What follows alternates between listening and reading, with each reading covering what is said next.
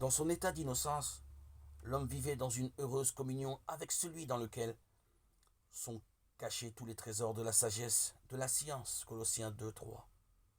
Mais après son péché, ne trouvant plus son plaisir dans la sainteté, il voulut se cacher loin de la présence de Dieu.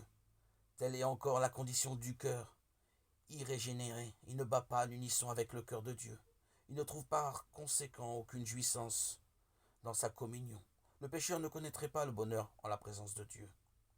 La société des êtres saints lui serait intolérable. S'il lui était permis de franchir le seuil du ciel, il y serait malheureux.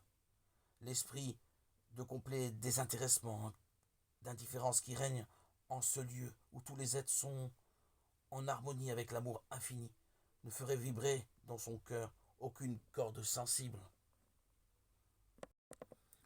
Ses pensées, ses intérêts, ses mobiles seraient en opposition avec ceux de tous ses habitants.